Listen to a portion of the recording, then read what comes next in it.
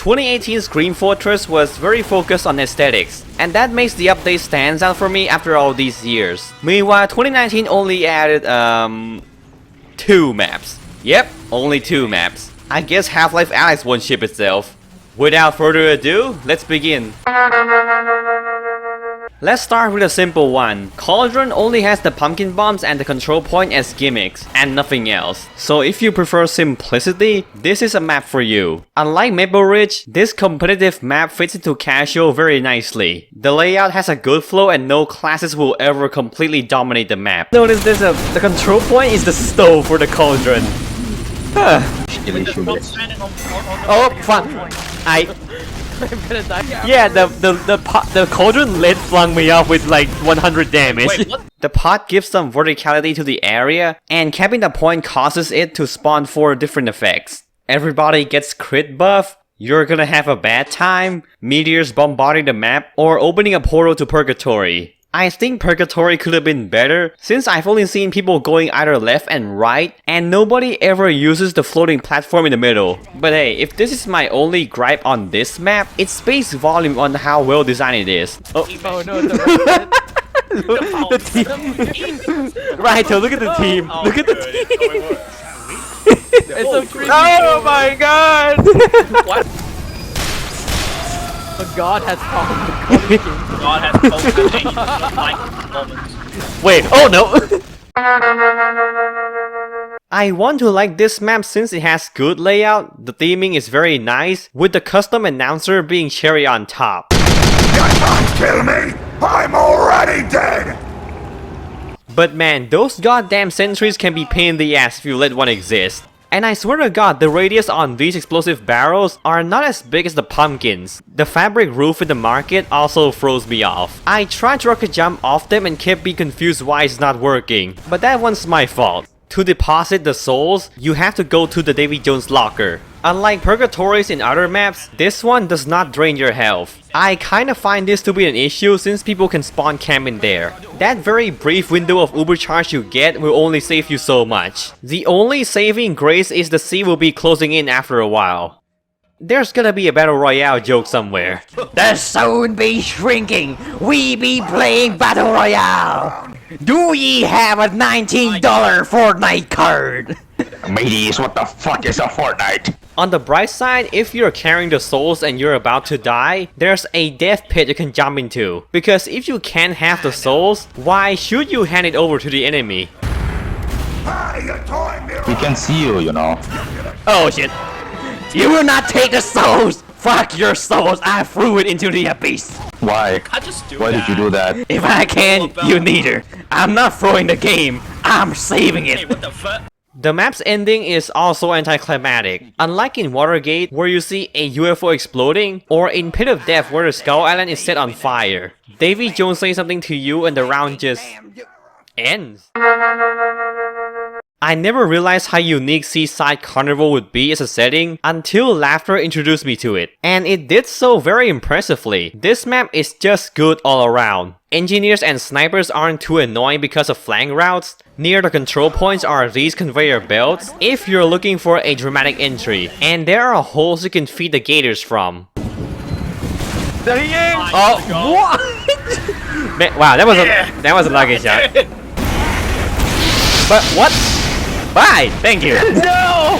The map's Purgatory is a surreal carnival themed dimension, and that is very unique in itself. And thankfully you can't be spawn camp, because instead of just one giant hub area, it is a small series of random rooms you have to progress through. But spawn camping in the real world seems to be a problem that happens so often. The layout just makes it so easy to reach the spawn area. I guess that's what the shooting gallery is for, but I want an uber charge and not a crit buff to break through spawn camping. Precipice, also known as Cliffside, the map. And I thought Upward has the most amount of cliffs in the game, and Precipice came in to prove me wrong. Oh, ow! Oh, wait, I live? I live?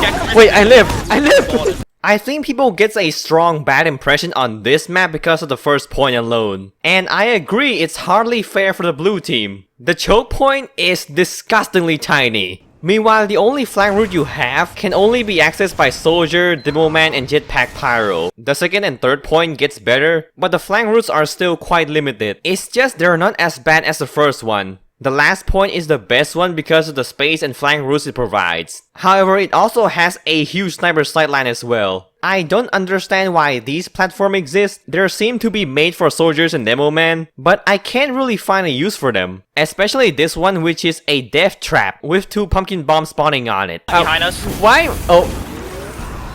Thank you. Oh god. Precipice's gimmick is the card, which I honestly find it unreliable for its RNG effects. Mainly because you have to stick near the card to get the effects, which makes you an easy target for the red team. Unless you're hogging the card as heavy, nearly half the effects won't benefit you. Sometimes it spawns a group of skeletons, sometimes it heals in a bigger radius, and the other time it spawns a big skeleton, which has the same health as the small ones. Because balancing logic, I guess. The card also has a habit of breaking the law of physics, looking less like a card and more of a prop being violently grabbed by the physics gun from Gary's mod.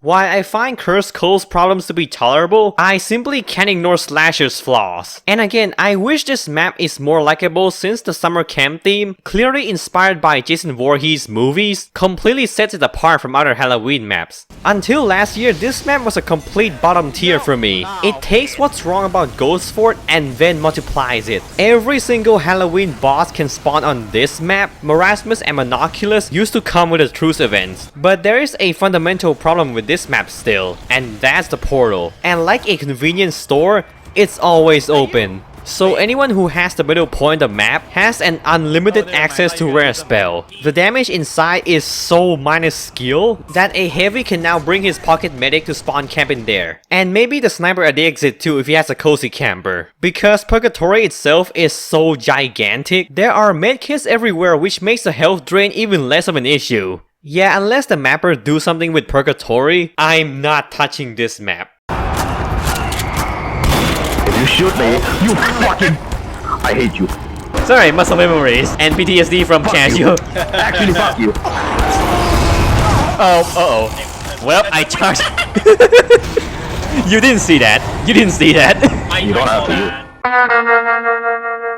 Yep, that's another case of aesthetic being 1000 out of 10 and gameplay being negative 1000 out of 10. Monster Bash borrows Nucleus's layout, but it forgets that Nucleus is not claustrophobically small. This flaw gets worse when 2 other things enter the equation. The engineer with a right sentry spot can completely deny the other team from depositing the body parts. And to stop this from happening, you have to get the rare spell from the dungeon, and you have to jump into what looks like a death pit, which will not be obvious to any first-time players. Arguably, the dungeon is as bad, if not worse, than Slasher's Purgatory. It's open 24/7, the heavy and his medic can camp down there, and a very basic platforming is what's stopping you from getting a crit buff and ubercharge and a rare spell.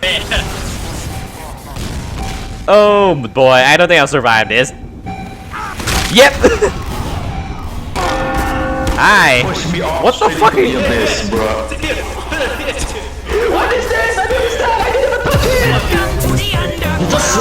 So if you don't farm the rare spell, your team will not be able to score at all because of an engineer, along with the enemy team assaulting you with spells. If you do farm spells, you get the same thing, but without engineer. We roughly have the same point except Jack, who has like 90 points and 3 doms.